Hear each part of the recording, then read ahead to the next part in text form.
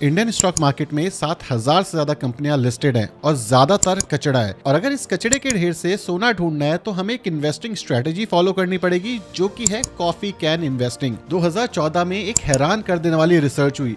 Fidelity investment ने अपने accounts check किए और वो अकाउंट ढूंढे जिन्होंने एक्चुअली आउट परफॉर्म करा था काफी सारे उनके फंड मैनेजर को। और जब उन्होंने वो अकाउंट देखे तो उनके अंदर एक कॉमन चीज देखने को मिली। ज्यादातर पोर्टफोलियो वो थे जो कि काफी लंबे समय से अनटच थे, और इन पोर्टफोलियो ने फिडेलिटी के काफी सारे फंड मैनेजर के पोर्टफोलियो को बीट करा, जो कि एक्टिवली अपने म्यूचुअल फंड को या अपने पर्सनल अकाउंट को मैनेज कर रहे थे। और इससे भी ज्यादा चौंका देने वाली बात फिडेलिटी की स्टडी में ये निकल के आई कि वो इन्वेस्टर या तो गुजर चुके थे या फिर वो अपने पोर्टफोलियो का पासवर्ड या यूजर आईडी भूल चुके थे। मतलब strict buy and hold strategy यहां से निकल के आई। तो इसका मतलब यह है कि buy and hold strategy best है, राइट? लेकिन ऐसा नहीं है। जब पैनिक सिचुएशन आती है, जैसे कि 2008 कोविड, इस सिचुएशन में जब मार्केट में तहलका होता है और चारों तरफ बहुत आवाजें होती हैं, ज्यादातर इन्वेस्टर डर के पैसा निकाल देते हैं। और इससे भी वर्स्ट वो तब करते हैं जब बाजार गिर रहा होता है और काफी टाइम तक कंसोलिडेट करता है, तो इन्वेस्ट करने की जगह दोबारा से बेच देते हैं, जिससे जो उनकी वेल्थ बन सकती थी, एक्स्ट्रा अल्फा बन सकता था, वो नहीं बन पाता। लेकिन क्या बाय एंड होल्ड एक अल्टीमेट सॉल्यूशन है? नहीं। एग्जाम्पल के तौर पे रिलायंस कम्युनिकेशन और यूनिटी, इन कंपनीज के बारे में स्टार्टिंग में बातें तो बहुत सारी हुई, लेकिन लॉन्ग टर्म में यहाँ पे इन्वेस्टर्स ने पैसा खोया है। तो सिर्फ ये सोचो, किसी इन्वेस्टर के पास ये सारे स्टॉक उनके पोर्टफोलियो में और 10 साल तक वो ना देखे तो वो तो पूरी तरीके से बर्बाद ही हो जाएगा। तो इस स्ट्रेटेजी को सही से इंप्लीमेंट करने के लिए हमारे पास ये सारे पैरामीटर्स हैं। सबसे पहला पैरामीटर, कोई भी ऐसी कंपनी हमें चूज करनी है जो कि हाई ग्रोथ इंडस्ट्री में काम कर रही है। अगर इंडस्ट्री ग्रो नहीं कर रही तो वो स्टॉक 10 साल या फिर लाइफ के लिए हम अपने साथ होल्ड नहीं कर सकते। सेकंड पैरामीटर है कि कंपनी के पास कोई मोट होना चाहिए, मतलब कॉम्पिटिटिव एडवांटेज। अगर कोई कंपनी ऐसी इंडस्ट्री में काम कर रही है जिसमें कोई भी नई कंपनी आ सकती है, तो उस कंपनी को हम लॉन्ग टर्म के लिए तो नहीं सोच सकते, क्योंकि हो सकता है कोई नई कंपनी आके उसका मार्केट शेयर खींच ले। थर्ड पैरामीटर है, वो कंपनी अपने सेक्टर के अंदर मार्केट लीडर होनी चाहिए या काफ़ी तेजी से ग्रो कर रही है अपना मार्केट शेयर। क्योंकि अगर कोई कंपनी मार्केट शेयर गेन कर रही है या फिर लीडर है, तो अगर वो इंडस्ट्री ही मरेगी तभी वो कंपनी मर सकती है और लॉन्ग टर्म तक सर्वाइव नहीं कर सकती। नेक्स्ट पैरामीटर है, उसके पास प्राइसिंग पावर होनी चाहिए। जो 10 कंपनी हमने चूज करी है, इन सब के पास प्राइसिंग पावर है। प्राइसिंग पावर मतलब कोई भी रॉ मटेरियल का कॉस्ट अगर एकदम से महंगा हो गया, तो उस सिचुएशन में वो अपना पैसा अपने कस्टमर से ले सकता है अपने प्रोडक्ट के प्राइस बढ़ा के। अगर ऐसा किसी कंपनी में नहीं है तो there is a high chance वो कंपनी आने वाले टाइम पे लॉस कर सकती है। अगला पैरामीटर है, फर्स्ट जनरेशनल एंटरप्रेन्योर होने चाहिए। जो जोमेटो के ओनर है वो फर्स्ट जनरेशनल एंटरप्रेन्योर है जोमेटो के अंदर, जहां पे उन्होंने स्क्रैच से जोमेटो को बनाया है। ये पैरामीटर हर एक कंपनी पे तो फुलफिल नहीं हुआ, लेकिन अगर ये फुलफिल हो जाए तो देखा गया है फर्स्ट जनरेशनल एंटरप्रेन्योर में वो भूख होती है कि अपनी कंपनी को बहुत बड़ा बनाना है। एग्जाम्पल के तौर पे इन्फोसिस फर्स्ट जनरेशनल कंपनी थी जब नारायण मूर्ति ने इसे शुरू किया था। लास्ट बट नॉट लीस्ट, हमें बेट करना है इंडिया पे, क्योंकि जो इंडिया है ये इमर्जिंग मार्केट है। डेफिनेटली 140 करोड़ की जनता है, तो ये तो कंज्यूम करेगी ही। अब जानते हैं ऐसी कौन सी 10 कंपनियां हैं जो हम लॉन्ग टर्म इन्वेस्टिंग के लिए चूज कर सकते हैं। स्टॉक के नाम जानने से पहले बता दूं, ये कोई बाइंग और सेलिंग रिकमेंडेशन नहीं है और ना ही मैं कोई सेबी रजिस्टर्ड एडवाइजर हूं। तो इन्वेस्ट करने से पहले अपनी रिसर्च जरूर करना, उसके बाद ही इन्वेस्ट करना। अब सबसे पहले हम ऐसी इंडस्ट्री के बारे में बात करते हैं जो इंडिया में काफी तेजी से बढ़ने ही वाली है। वो है हमारी हेल्थ केयर सेक्टर। अगर आप हेल्थ केयर सेक्टर को देखोगे तो यहाँ पर डिमांड आने वाली है, और हेल्थ केयर सेक्टर एक ऐसा सेक्टर है जहां पे उनके पास इतनी प्राइसिंग पावर होती है कि किसी से चाहे तो 1 लाख में सेम सर्जरी करें और चाहे तो अगले ही इंसान से 1.5 लाख रुपए ले सकते हैं। ऐसा इस वजह से है जिस हिसाब से इंडिया के लोगों के हाल बुरे हैं, बुरे फूड से, गंदे पानी से और पॉल्यूटेड हवा से, हेल्थ केयर सेक्टर तो काफी तेजी से ग्रो करने ही वाला है। और इसी के अंदर एक लग्जरी हॉस्पिटल की हम बात करते हैं। ग्लोबल हेल्थ या मेदांता को आप इस तरीके से समझ सकते हो, ये लग्जरी हॉस्पिटल सेक्टर में आते हैं, जहां पे जितने भी बड़े बड़े लोग होते हैं वो मेदांता में जाते हैं, बिकॉज ये जो हॉस्पिटल है ये काफी एक्सपेंसिव है।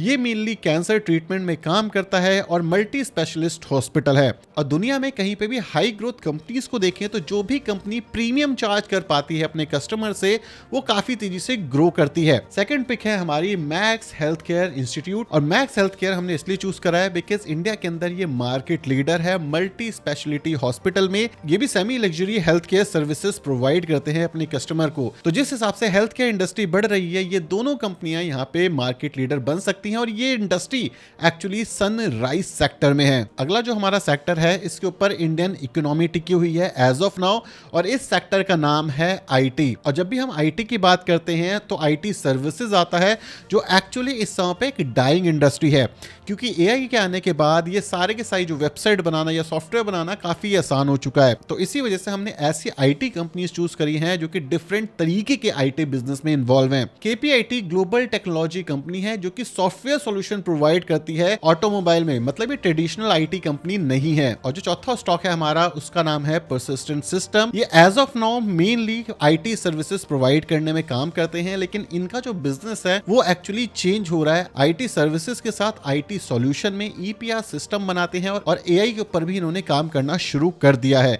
डेफिनेटली एआई के अंदर अभी ये बहुत बड़े नहीं है, लेकिन क्लाउड सर्विसेज और मशीन लर्निंग के ऊपर इनकी जो कंपनी है वो काम करना शुरू कर चुकी है। और रिसेंटली इन्होंने अनाउंस भी किया था कि एआई के प्रोजेक्ट्स इन्हें एक्चुअली मिलने शुरू हो चुके हैं। अब बात करते हैं तीसरी इंडस्ट्री की साइड, जो कि एक्चुअली में है शेयर बाजार। अगर आप शेयर बाजार को देखोगे तो इंडिया के अंदर हार्डली 7 से 13% के आसपास लोग इन्वेस्ट करते हैं शेयर बाजार में, और शेयर बाजार में जो रिटेल इन्वेस्टर का पार्टिसिपेशन है ये और भी ज्यादा बढ़ेगा टाइम के साथ साथ। और जैसे जैसे हमारी पर कैपिटा इनकम बढ़ेगी, लोग आकर के इन्वेस्ट करेंगे और इन्वेस्ट के साथ साथ ट्रेड करेंगे। और इसके अंदर चाहे आप पैसा कमाओ ना कमाओ, ये कंपनी पैसा कमाती है। इस कंपनी का नाम है सीडीएसएल। सीडीएसएल एक डिपॉजिटरी कंपनी है और इसका सिंपल बिजनेस है, जो भी आप शेयर खरीदते हो उसको डीमैटेरियलाइज फॉर्म के अंदर अपनी डिपॉजिटरी में होल्ड करते हैं, और जब जब आप बाय सेल करते हो इनको आपको चार्ज देना पड़ता है। और सीडीएसएल और एनएसडीएल इंडिया के अंदर सिर्फ 2 ही रेपोजिटरी हैं, और अगर इस बिजनेस में किसी भी नई कंपनी को आना है तो काफी सारे डॉक्यूमेंटेशन और लीगल इश्यूज होते हैं। इसी वजह से सिर्फ एनएसडीएल और सीडीएसएल ही हैं जो कि आज तक बन पाई हैं। आगे चल करके बनती है नहीं बनती देखा जाएगा, बट एज ऑफ नाउ ये दोनों कंपनियां यहाँ की मार्केट लीडर हैं। लेकिन एक नेगेटिव चीज ये आती है कि जब बुल रन आता है इसका रेवेन्यू बढ़ता है, जब बेयर मार्केट आती है इनके रेवेन्यू गिर जाते हैं। और इसके पीछे का रीजन क्या है? Investors sentiment. अब बात करते हैं ऐसी इंडस्ट्री के बारे में जो इस समय पे काफी ज्यादा बूम कर रही है, वो है एएमसी कंपनी, मतलब म्यूचुअल फंड वाली कंपनी। आपने एचडीएफसी, निपॉन इंडिया और ऐसे काफी सारे म्यूचुअल फंड्स देखे होंगे, और रिटेल इन्वेस्टर इस समय पे म्यूचुअल फंड के अंदर काफी सारा पैसा डाल रहे हैं। इसी वजह से जो इनफ्लो है वो हर महीने के हिसाब से बढ़ता ही जा रहा है। ये हमें एएमएफआई का डेटा बताता है। और अगर हमें इस इंडस्ट्री को टैप करना है जहां पे जो नए नए इन्वेस्टर्स हैं वो ईयर के साथ साथ आते जा रहे हैं, और ये एक बड़ा सनराइज सेक्टर है इंडिया के अंदर, सो हमारे पास मेनली 2 कंपनीज हैं, और ये दोनों के दोनों ऑलमोस्ट मार्केट लीडर हैं इस सेगमेंट के अंदर। पहली वाली है HDFC asset management company, HDFC AMC के नाम से भी हम इसे जानते हैं। जो भी आपने एचडीएफसी के म्यूचुअल फंड देखे होंगे वो इसी कंपनी के अंडर आते हैं, और ये वाली जो कंपनी है इसके अंदर नए नए कस्टमर ऐड हो रहे हैं, और ये अपने सेक्टर की मार्केट लीडर है, और वो सेक्टर ही सनराइज सेक्टर है। और सेकंड कंपनी है Nippon life India asset management company.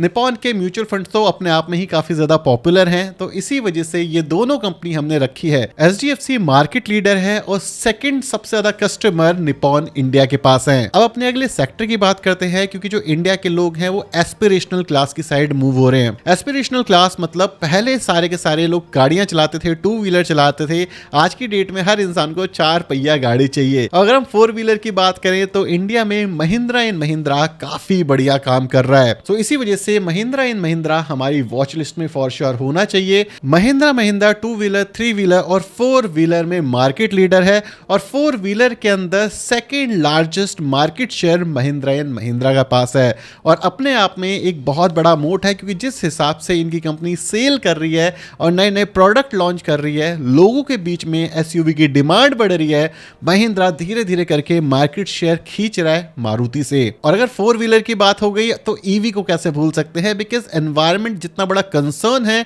EV इसका एक डिसेंट सॉल्यूशन हमारी गवर्नमेंट प्रपोज कर रही है। और ईवी के अंदर सबसे ज्यादा गाड़ियां कौन सी कंपनी बेचती है, तो उसका नाम है Tata motor passenger vehicle. Tata motor 2 कंपनियों के अंदर डीमर्ज हो गई। पहली रही टाटा मोटर जो कि बड़ी बड़ी गाड़ियां बनाती है, सेकंड है टाटा मोटर पैसेंजर व्हीकल जो कि ईवी गाड़ियां बनाती है। और इस समय पे टाटा मोटर भी हर साल काफी नई नई गाड़ियां लॉन्च करता है, जैसे सियारा की डिमांड इंडिया के अंदर काफी ज्यादा बढ़ रही है, तो अच्छी कार्स लॉन्च कर रहे हैं और इसी के साथ साथ मार्केट शेयर भी गेन कर रहे हैं। और अगर हम अगले सेक्टर की बात करें तो ये सेक्टर आपको आलसी बनाता है, क्योंकि इसके अंदर जो कंपनी है वो एक्चुअली आपको सब कुछ आपके घर ही डिलीवर कर देती है, और इस कंपनी का नाम है इटर्नल, मतलब जोमैटो।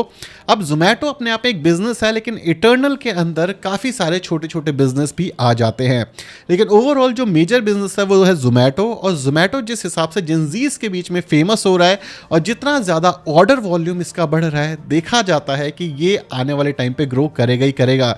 और जोमैटो एक डिलीवरी कंपनी के साथ साथ एक आईटी सॉफ्टवेयर कंपनी भी है, जिसने D2C बहुत अच्छे से क्रैक किया है। और इस समय पे इसी के साथ स्विगी है, लेकिन जिस हिसाब से जोमैटो का मार्केट शेयर बढ़ रहा है और अब प्रॉफिटेबल भी बन चुकी है, और अगर आपकी आदत खराब हो गई तो एक्चुअली आप फास्ट डिलीवरी वाली सर्विस पे आसानी से मूव कर जाते हो। तो ये वो 10 स्टॉक हैं जो कि सनराइज सेक्टर में काम करते हैं। प्रमोटर अच्छा है, मोट है, कंसिस्टेंट ग्रोथ दिख रही है, लेकिन अपफ्रंट यहाँ पे कोई भी बाइंग और सेलिंग रिकमेंडेशन नहीं है।